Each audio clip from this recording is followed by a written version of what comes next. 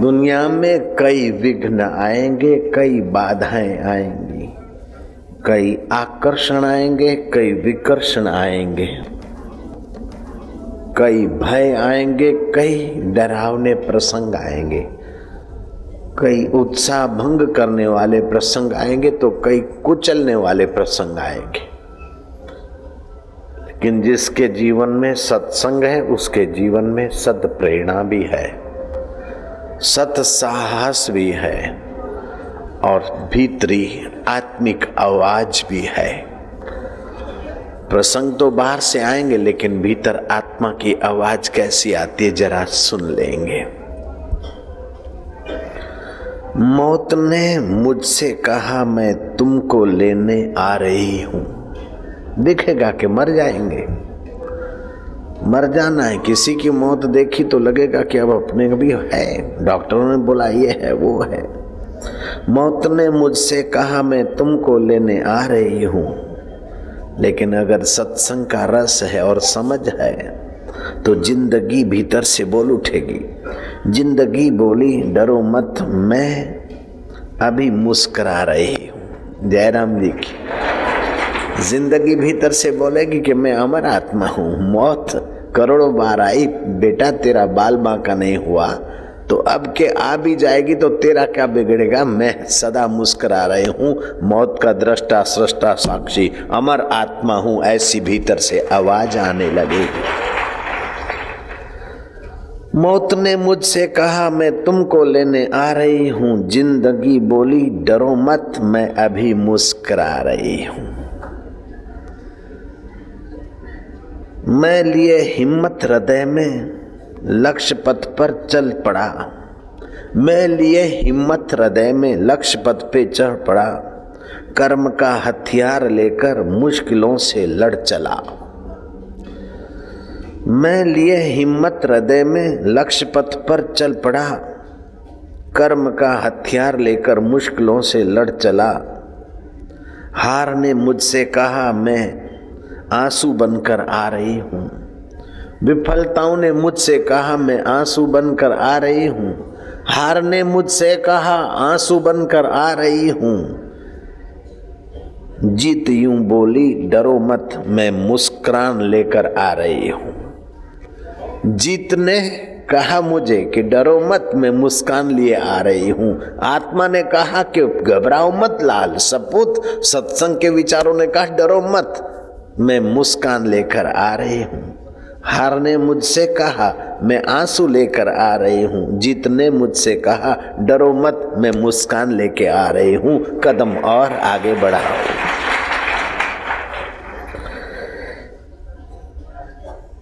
इंसानियत और आंसू बहाए हवसों ने खुशियां मनाई।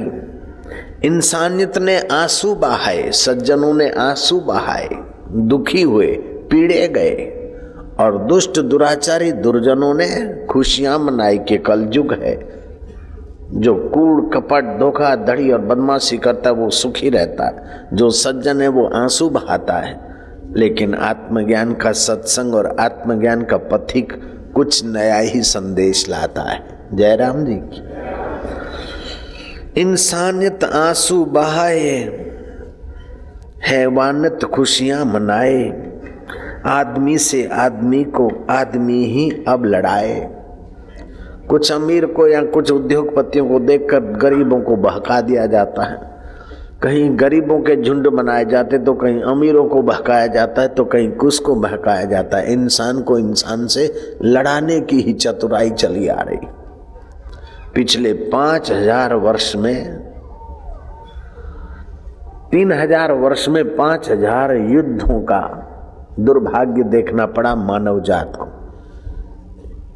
ये शैतानियत ने मनुष्य को मनुष्य से लड़ाया।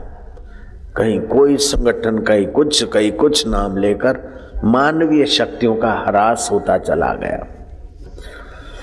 इंसानियत आंसू बहाए, हैवानियत खुशियां मनाए। आदमी से आदमी को आदमी अब लड़ाए। तीतर से तीतर तो लड़ाए जाते थे, लेकिन आजकल आदमी से आदमी लड़ाए जा रहे हैं। काली माँ ने भी कहा अंधियार बनकर आ रही हूं। अंधेरी रात ने अमावस्या ने कहा कि अंधियार बनकर आ रही हूं। पूर्णिमा बोली डरो मत, चांदनी में ला रही हूं, घबराओ मत, आत्म चांदनी में ला रही हूं।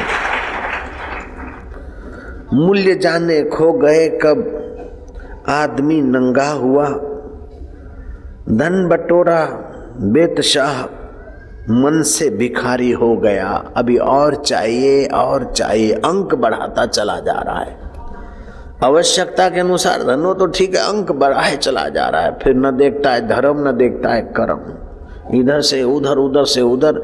जो धर्म 7 पीढ़ी तारने वाला है, उस धर्म में भी अगर मौका मिले तो दिखावा करके घपला मारने की आदमी की दुर्मति आई। लेकिन आत्मज्ञान बोलता है डरो मत, उनकी सदमति में ला रहा हूं, उसकी शुभमति में जगा रहा हूं, डरो मत। धन बटोरा बेतहाशा मन से भिख मंगा हुआ, देह ने मुझसे कहा मैं मिट्टी बनने जा रही हूं। बुढ़ापा आया, सफेदी आई, देह ने मुझसे कहा मैं मिट्टी बनने जा रही हूं। आत्मा बोली डरो मत, मैं अमृत बनाने आ रही हूं, ब्रह्म ज्ञान ला रही हूं, आत्मविद्या ला रही हूं। देह मिट्टी बन जाए उसके पहले वो अमृत लाने वाले आत्म उपदेश को कहते हैं गीता ज्ञान, भगवत कथा। देह मिट्टी बन जाए, मुसीबतें और अंधियारा घिर जाए, उसके पहले प्रेरणा की पूनम आने दो। देह मिट्टी में मिल जाए उसके पहले अमरता का संदेश सुन लो। कान बहरे हो जाए उसके पहले आत्मा का ज्ञान सुन लो। आंखों की रोशनी धुंधली हो जाए उसके पहले आत्म रोशनी पालो। कुटुंबी शमशान में ले जाए उसके पहले अपने दिल को दिलबर तक पहुंचा लो। कल्याण हो जाएगा, मंगल हो जाएगा। भगवत गीता एक ऐसा क्रांतिकारी आध्यात्मिक ग्रंथ है कि इसके जोड़े का और कोई ग्रंथ मैंने नहीं देखा। 12 वर्ष ये करो, 25 वर्ष ये करो, 3 ये करो, 5 ये करो, लेकिन गीता सीधा उठाती बस, जैसे हेलीकॉप्टर सीधा टेकअप कर लेता है। ऐसे ही अपि चेत दुराचारेभ्यो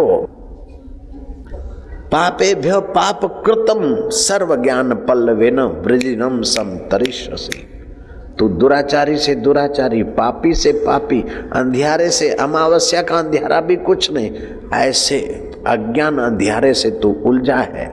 डर मत, सूर्य की किरण ले, आत्मज्ञान का, गीता के ज्ञान का आश्रय ले। अपने कर्मों को कर्म करने की सत्ता जहां से आती है उसी को समर्पित करके थोड़ा सा निखार ला। गुफा में हजारों वर्ष का अंधकार पड़ा हो, लाखों वर्ष का अंधकार पड़ा हो, और जो गए वो अंधकार में टकराए और हिंसक प्राणी उन्हें निगल गए। हो सकता है, लेकिन तू मशाल लेकर जा तो अंधकार हजारों वर्ष का दावा नहीं कर सकता, और उस मशाल के सामने हिंसक प्राणी टिक नहीं सकते। ऐसे ज्ञान की मशाल जीवन में आए तो तुम्हें खोखले बनाने वाले विकार और चिंताएं टिक नहीं सकती। जो ज्ञान का आश्रय लेते हैं, लिवाते, देते, दिवाते हैं, वो मनुष्य प्राणी के तो परम हितैषी है, लेकिन भगवान और संतों के भी परम प्यारे हो जाते हैं, और भगवान और संतों के अनुभव को अपना अनुभव बनाने में सफल हो जाते हैं। उत्क्रामंतम स्थितम वापि भुंजानम वा गुणान्वितम विमूढ़ानानु पश्यन्ति पश्यन्ति ज्ञान चक्षुषाः। हे अर्जुन, उस आत्मा को शरीर छोड़कर जाते हुए, शरीर में स्थित हुए, विषयों को भोगते हुए अथवा तीनों गुणों से युक्त हुए भी अज्ञानी लोग नहीं जानते। उस तत्व रूप आत्मा को केवल ज्ञानी ही जानते हैं, जो तुम्हारे साथ है और जिसको जाने बिना दुखों का अंत नहीं होता। जो तुम्हारे साथ है और जिसको जाने बिना दुखों का अंत नहीं होता, जो तुम्हारे साथ है और तुमको कभी छोड़ नहीं सकता और तुम उसे छोड़ नहीं सकते। वो परमेश्वर चाहे तुमको छोड़ना तो वो छोड़ नहीं सकता और तुम उसे छोड़ना चाहो तो छोड़ नहीं सकते। वो परमात्मा ज्ञान स्वरूप है, सुख स्वरूप है, आनंद स्वरूप है, सदा साथ में है और उसको जाने बिना दुखों का अंत संभव ही नहीं है, कष्टों का अंत संभव ही नहीं है। आकाश को चर्म की नए लपेटकर कोई बगल में डाल दे तो शायद हो भी सकता है, लेकिन उसको जाने बिना कोई निर्दुख हो जाए ये नहीं हो सकता। कभी न छूटे पिंड दुखों से जिसे ब्रह्म का ज्ञान नहीं। आपके भारतवासी मनीषी ऋषि मुनि आज के विज्ञानियों से बहुत कुछ आगे की खोज करके सफल हुए थे और ज्यादा बुद्धिमान थे कि इन सारी सफलताओं के बावजूद भी मनुष्य प्राणी के दुख नहीं मिटते, अपितु चिड़चिड़ियापन बढ़ जाता है, खिन्नता बढ़ जाती है। आज के जहाज हमने आज हमारे विज्ञानियों ने खोजे हैं, लेकिन इससे ज्यादा ऊंचे जहाज खोज कर रख दिए, छोड़ दिए उन्होंने। सोलर सिस्टम से पंखे घूमते, आज बिजली चलती है, लेकिन भरद्वाज ऋषि रिसर्च की दुनिया में प्रविष्ट हुए तो उन्होंने सोलर सिस्टम से हवाई जहाज उड़ाए। 1 घंटे में 1000 माइल से लेकर 20,000 माइल की गति के जहाज बनाए। अंत में देखा कि तो शरीर के उड़ने की हुई सुविधाएं हुई, बाकी तो कुछ भी नहीं। बताते हैं कि $1.5 लाख हर 1 मिनट में धरती का खर्च होता है सुरक्षा के नाम पर। मानव को लड़ा झगड़ा कर तबाही हो रही। जो बाहर के जगत को सत्य मानते उनके भीतर भय घुसा रहता है, और भय और शोषण अगर भीतर है तो उसके निर्णय भी ऐसे ही रहेंगे। रिसर्च कर करके 7 बार हम फिर से मरे, ऐसे विनाशकारी बम तैयार हो गए। एक आदमी दूसरे का गला दबोच के सुखी रहने की कोशिश करता है, एक गांव दूसरे गांव को नोच कर सुखी होने की कोशिश करता है, एक राष्ट्र दूसरे राष्ट्र का गला दबोच कर सुखी होने की शिखर पर चढ़ रहा है। सब के सब परेशान और दुखी हैं, क्योंकि इंद्रियों के भोग कर सुख सुविधा बाहर की लेकर कोई पूर्ण सुखी नहीं हो सकता। पूर्ण सुखी होने के लिए पूर्णत्व का ज्ञान चाहिए और सुख के साधनों का विश्लेषण करना पड़ता है कि सुविधा एक बात है, सुख दूसरी बात। हम गाड़ी में बैठे सुविधाजनक उसको सुख मान लेते, लेकिन अंदर में अगर कोई मर गया वो बात हमने याद रखी है तो सुविधा तुच्छ हो जाएगी, दुख ज्यादा होगा। हम बैठे मिट्टी में, धरती पे टाट बिछा है या तो गीला है, लेकिन आत्मा को संतोष है, समझ रहे हैं कि भगवत तत्व का रस आ रहा है, तो असुविधा दुख नहीं देती, अपितु आत्म सुख हमें असुविधा में भी सुखी रख सकता है और सुविधा में भी सुखी रख सकता है। तो ये आत्मज्ञान अद्भुत है। कोई रोज के 2 लाख रुपया खर्च करके जिए, चाहे कोई रोज के 2 रुपए में जिए, अंत में देखो तो खाक मिट्टी में है, शरीर की खाक एक जैसी हो जाएगी। तो शरीर को ज्यादा ऐश आराम और सुविधाओं से जिलाकर आत्मा का घात न करो। शरीर में थोड़ी प्रतिकूलता भी आए तो स्वप्न समझकर अपने आत्मा का उत्थान करो। ये भारतीय ऋषियों की दृष्टि है। तो भगवान कहते उत्क्रामंतम स्थितम वापि भुंजनम वा गुणान्वितम विमूढ़ानुपश्यन्ति पश्यन्ति ज्ञान चक्षुषा। ये 15वें अध्याय का 10वां श्लोक है।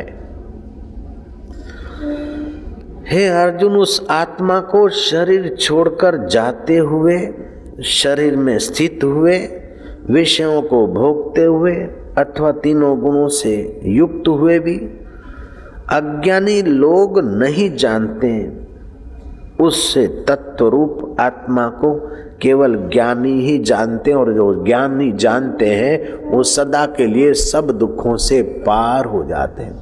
तरती शोकम आत्मवित्त, वो आत्मवेता सारे शोकों को पार कर जाता है।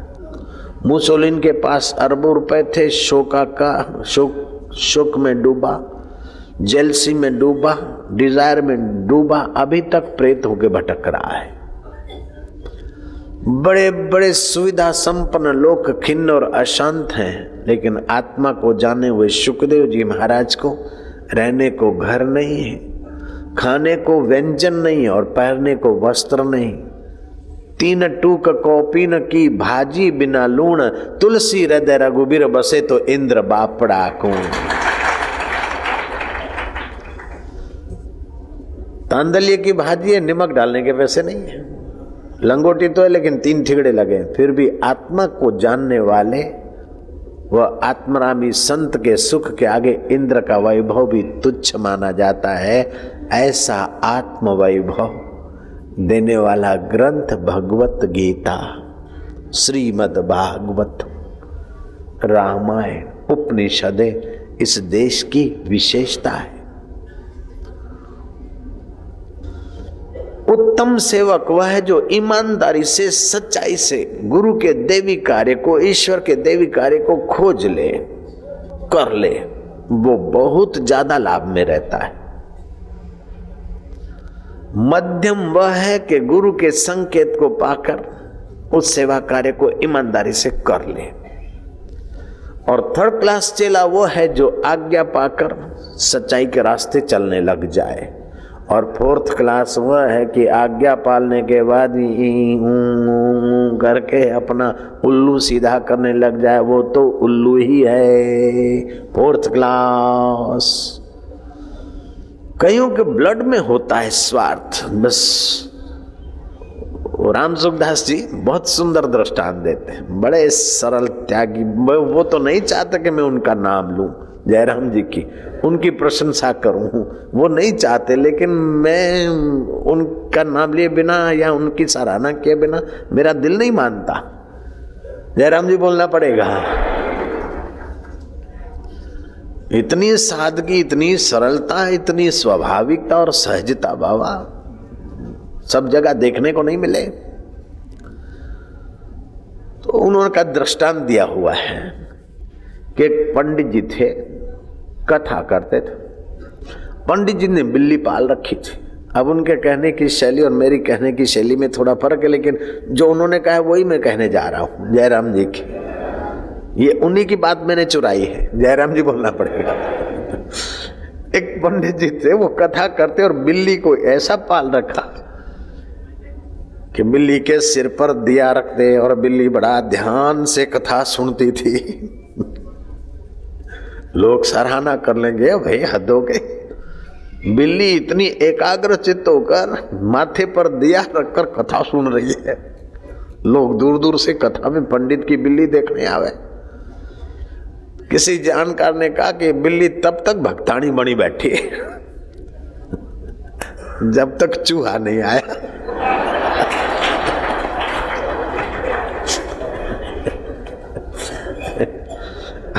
बिल्ली के आगे चूहा, मैं पिंजरा ले आओ चूहे का, फिर देखो उसका दिया कब तक रहता है।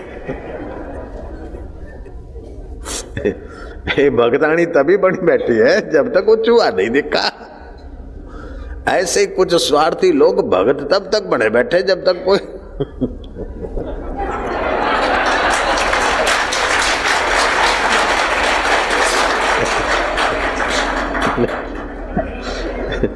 अगर स्वार्थ भी आए फिर भी भक्ति और वफादारी बनी रहे तो उसने जीत लिया। उसने अपने आत्मा का उद्धार करने का रास्ता पकड़ लिया। तो बिल्ली 2 कारण से वो अपना भगत बना छोड़ देगी। एक तो चूहा देखेगी तो लपकेगी, अथवा तो कुत्ते को देखेगी तो मारेगी। जयराम जी की या तो स्वार्थ के मारे भागेगी या तो भय के मारे भागेगी। ऐसे हमारी वृत्ति स्वार्थ से और भय से तब तक भागती है जब तक हमने निर्दोष नारायण स्वभाव को नहीं जाना, देह को मैं माना, इंद्रियों को मेरी और मैं माना, संसार को सत्य माना। तब तक हमारी सारी चतुराई उस बिल्ली जैसी है। चूहा देखते ही लपक मारेंगे या तो कुत्ता देखते ही उठ भाग खड़े होंगे। लेकिन अपने आत्मा को जान लिया तो मौत रूपी कुत्ते से भी डरेंगे नहीं और संसार रूपी भोग रूपी चूहे से भी हम लपक नहीं मारेंगे। हम अपने आप में तृप्त होंगे, देखेंगे, खाएंगे, जिएंगे, लेकिन आसक्त होकर नहीं। अपने आप में तृप्ति का अनुभव करते हुए जिएंगे। ज्ञानी महापुरुष भी खाते हैं, लेते, देते हैं, संतान को जन्म देते। तुम्हारे तो 1-2 बेटा होगा, वशिष्ठ को 100 बेटे थे। लेकिन वे महापुरुष आत्मा की सच्चाई जान चुके होते और शरीर की नश्वरता जान चुके होते और आत्मा परमात्मा का जो स्वभाव है उससे अपनी अभिन्नता का उन्हें अनुभव होता है। होता तो अज्ञानी को भी है।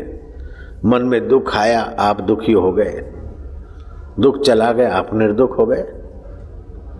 मन में क्रोध आया, आप क्रोधी हो गए, क्रोध चला गया, आप क्रोध रहित हो गए।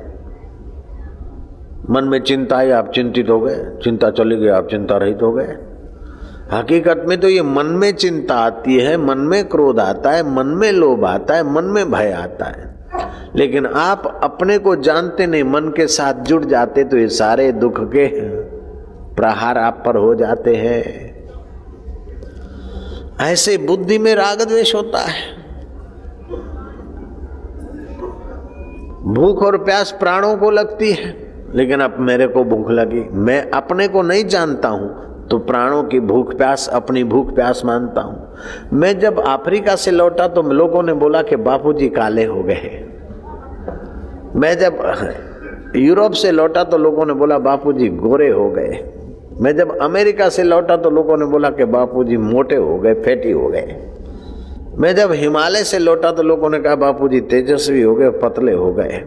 हकीकत में ये चमड़ा गोरा हुआ, चमड़ा काला हुआ, मांस फैटी हुआ, मांस कम फैटी हुआ। मैं तो वही का वही था, लेकिन दिखता था ये चोला, और चोले को मैं मानता हूं और लोग भी यही मानते हैं, इसलिए हो रहा है। लेकिन जिसने कालेपन को देखा उसी ने गोरेपन को देखा, जिसने फैटी होने को देखा उसने ही पतले होने को देखा, जिसने मन के दुखी होने को देखा उसी ने दुख की निवृत्ति देखी, जिसने दुख की निवृत्ति देखी उसी ने सुख की प्राप्ति देखी। तो सुख आया और गया, दुख आया और गया, मोटापन आया और गया, कालापन आया और गया, चिंता आई और गई। उसको देखने वाला जो है उसी को बोलते आत्मा। उसको जान लिया तो मिल गया, परमात्मा के साथ एक हो गया। और जब तक उस अपने आत्मा में नहीं टिका तब तक वो तिनखे की नाई जैसे बाहर में तिनखा या लक्कड़ का टुकड़ा कभी किसी से मिला और अंत में सागर में जा पड़ा। ऐसे ही संसार में किसी को दोस्त बनाया, किसी को मित्र बनाया, किसी को कुछ बनाया, लेकिन जा रहे मौत के सागर में। कहाँ तो अमर बनने के लिए बुद्धि मिली थी, कहाँ तो अमर आत्मा को पहचानने के लिए अकल मिली थी, लेकिन उस अमर आत्मा का ज्ञान न मिला, अमर आत्मा में प्रीति न हुई, अमर आत्मा का संदेश तत्परता से सुना मनन नहीं किया, मौत के तरफ जा रहे हैं। कहाँ तो राजा अज, मिथिला नरेश, जनक के परदादा, और कहाँ अजगर की योनि में सड़ रहा है, सांप की योनि में भटक रहा है, मेढक के लिए लालायित हो रहा है, भोजन के लिए मेढक को खोज रहा है कि मेढक मिल जाए, एक चूहा मिल जाए, चूही मिल जाए तो पेट भरूं। कहाँ तो मिथिला का राजा अज, और कहाँ मरने के बाद सर्प की योनि में भटक रहा है। तो मनुष्य का कल्याण उसी में है कि मौत आकर मार दे उसके पहले जहां मौत की दाल नहीं गलती, उस अपने आत्मा के विषय में सुन ले। सुखदेव जी महाराज के चरणों में राजा परीक्षित ने प्रार्थना करते हुए ये प्रश्न किया, कि प्रभु भो भगवान, सुनो प्रभु, मनुष्य को अपने जीवन काल में क्या करना चाहिए और मौत नजीक आए तो समय क्या करना चाहिए, जानने योग्य क्या है और उपराम होने योग्य क्या चीज है, पाने योग्य ऐसा कौन सा पद है कि जिसको पाने के बाद फिर पतन नहीं होता, और जानने योग्य क्या चीज है कि जिसको जानने से सब जाना हुआ हो जाता है। ऐसा कौन सा तत्व है जिसको मिलने से सब मिला मिलाया हो जाता है, जिसको छोड़ने से सब मिला हुआ व्यर्थ हो जाता है। सुखदेव जी महाराज से प्रश्न किए पहला स्कंद में, और उस महापुरुष ने उत्तम जिज्ञासु के उत्तम प्रश्नों को बधाई देते हुए कहा।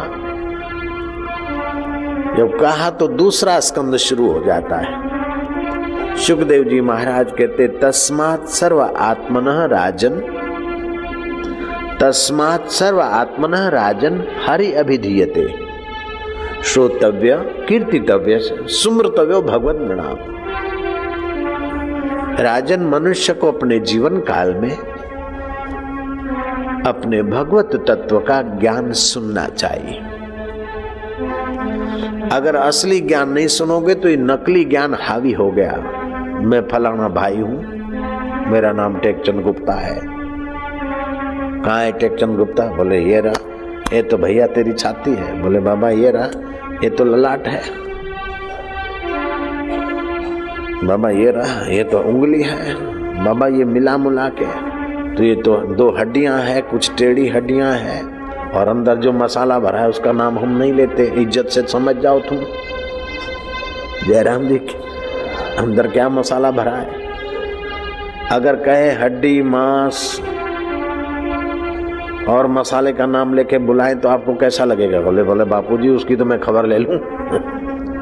तो मानना पड़ेगा कि तुम ये हड्डी मांस नहीं हो।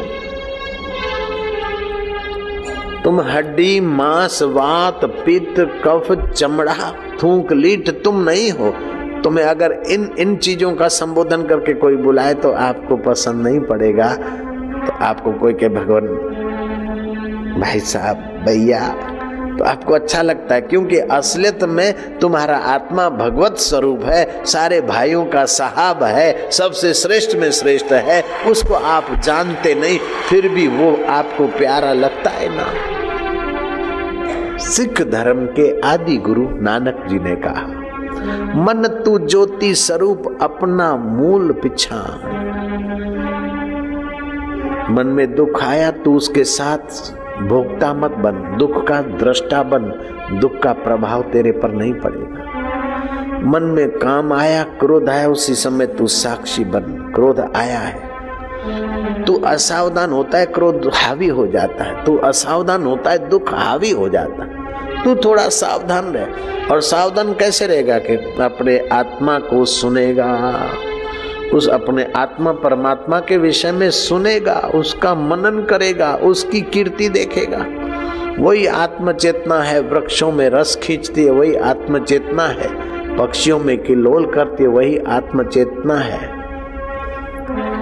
माँ में भरण पोषण की भावना भरती वही आत्म चेतना है, पिता में अनुशासन उभारती है, और वही आत्म चेतना है बालक में हुआ हुआ हुआ हुआ बुलवाती है। कीड़ी में तू नानो लागे, हाथी में तू मोटो क्यों, बण मावत ने माथे बैठो, हाकण वालो तू को तू। ऐसो खेल रचो मेरे दाता, जहां देखूं वहां तू को तू। बण बाळक ने रोवा लाग्यो, छानो राखण वालो तू। ले जोड़ी ने मागण लाग्यो, देवा वालो दाता तू। कर चोरी ने भागण लाग्यो, पकड़ने वालो तू रो तू।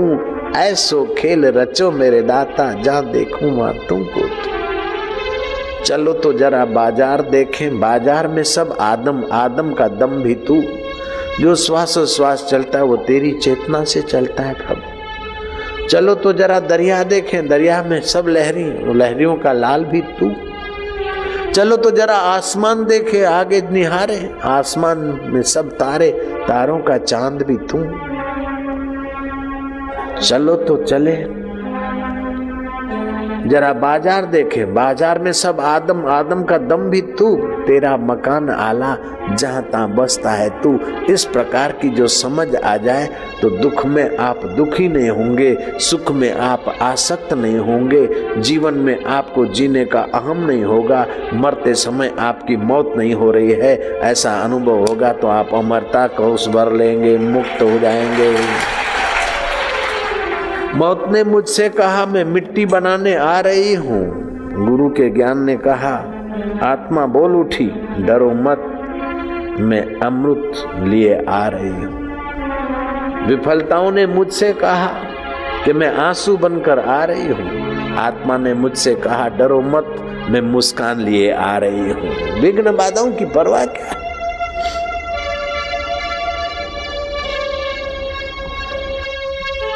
याज्ञवल्क धर्म उपदेश करके कहते हैं कि इंद्रियों का संयम, मनोनिग्रह और आत्मा को जानने के रास्ते चलना ये धर्म है। देह को पोषण और इंद्रियों को जहां तहां मजा लेने में गरकाव करना ये अधर्म है।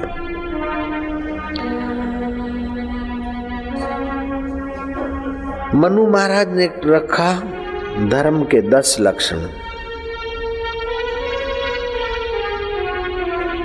जो नहीं जानते ऐसे व्यक्तियों के नाम बताए। 10 व्यक्ति धर्म के रहस्य को नहीं जानते, उसका फायदा नहीं ले पाते। जो नशे से मत वाला है, बोतल का नशा हो, सत्ता का नशा हो, धन का नशा हो, सौंदर्य का नशा हो, जो किसी नशे से मत वाला है वो उस आत्मा के रस को नहीं जान सकता, वो हतभागी है। मनुष्य होने पर भी पशु से बदतर जीवन है उसका। जो असावधान है, जो पागल है, जो विषय विकार भोगकर थके हैं, जो क्रोधी है, जो भूखमरी में जी रहे हैं, जो जल्दबाज हैं अथवा जो लोभी हैं, बिल्ली की नाई भगत तब तक बने बैठे जब तक चूहा न दिखा। ऐसे लोभी आदमी भी धर्म के रहस्य को, अमृत को नहीं पा सकते। जो भयभीत हैं और जो अति कामी है, ऐसे लोग इस आत्म धर्म को, आत्म सुख को, आत्म खजाने को पाने में विफल हो जाते हैं। अर्थात इन 10 प्रकार की कमियों को निकालकर कमर कस के आगे बढ़ना चाहिए। जयराम जी बोलना पड़ेगा।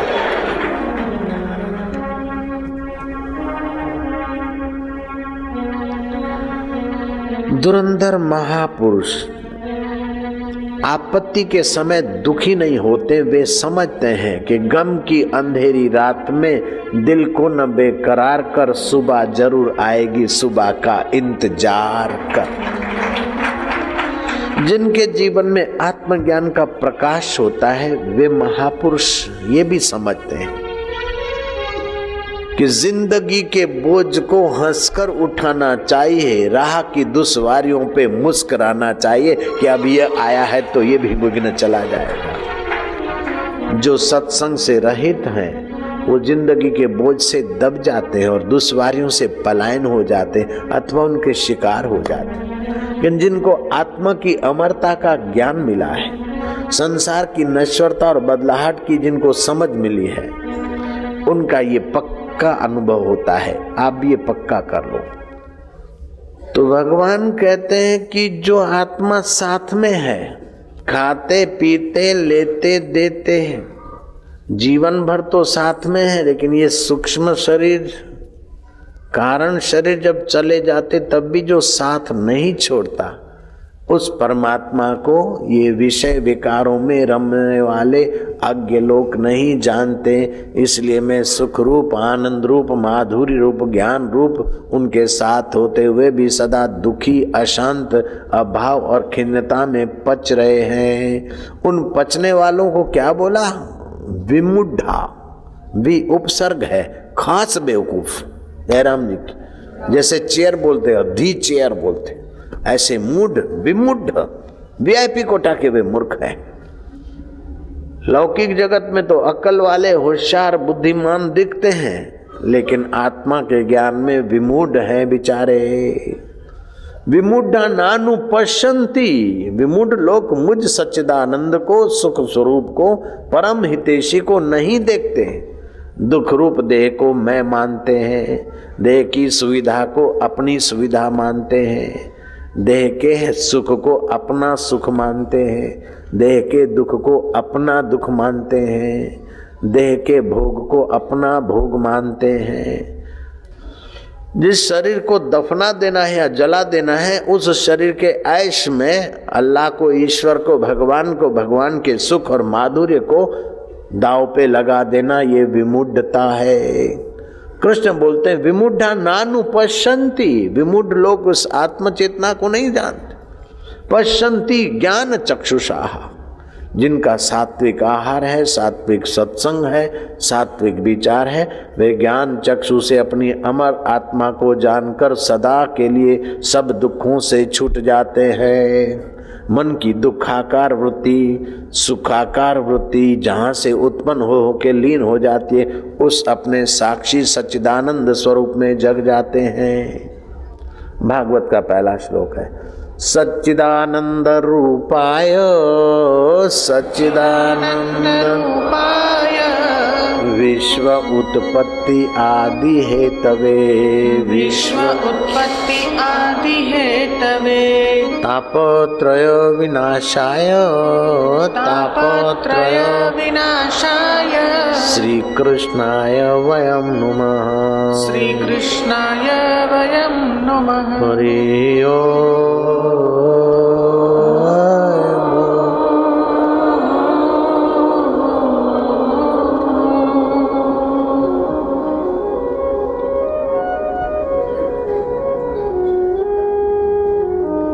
उस आत्म सुख में गोता मारते जाओ, उस आत्म सुहृद में अपने चंचल मन को विश्रांति दिलाते जाओ। तुम्हारा मन मित्र बन जाएगा, 84 के जन्मों के दुखों से छुड़ाकर अमर अमृत का अनुभव करा देगा। सुख के माथे सील पड़े जो नाम हृदय से जाए, बलिहारी वो दुख की जो पल पल नाम जपाए। उसका स्मरण करते करते उसी में थोड़ी देर गोता मारो। जो तुम्हारा परम हितैषी है, परम सुहृद है,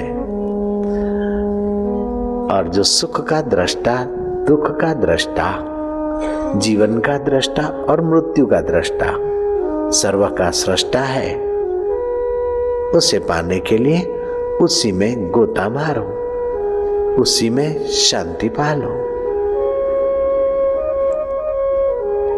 दरिया में कोई गोता मारे, हो सकता है समुद्र रत्नों की खान हो, वहां कोई गोता मारे और बिना रत्न के आए, लेकिन जो भगवत गीता और भगवत ध्यान में गोता मारता है, उसे तो आत्म रत्न का प्रकाश और हृदय की प्रसन्नता रूपी समृद्धि प्राप्त होती है। मैं लिए हिम्मत हृदय में लक्ष्य पथ पर चल बढ़ चला, कर्म का हथियार लेकर मुश्किलों से लड़ चला। हार ने मुझसे कहा, मैं आंसू बनकर आ रही हूं। आत्मा ने जीत के आवाज से जीत यूं बोली, डरो मत, मैं मुस्कुरान लेकर आ रही हूं। इंसानियत आंसू बहाए, हैवानियत खुशियां मनाए। काली माँ ने भी कहा, हथियार बनकर आ रही हूं, अंधकार बनकर आ रही हूं। पूर्णिमा बोली, डरो मत, चांदनी में ला रही हूं। मूल्य जाने खो गए कब आदमी नंगा हुआ, धन बटोरा बेहोश बना, भिख मंगा हो गया। देह ने मुझसे कहा, मैं मिट्टी बनने जा रही हूं। आत्मा बोली, डरो मत, अमृत बनाने आ रही हूं।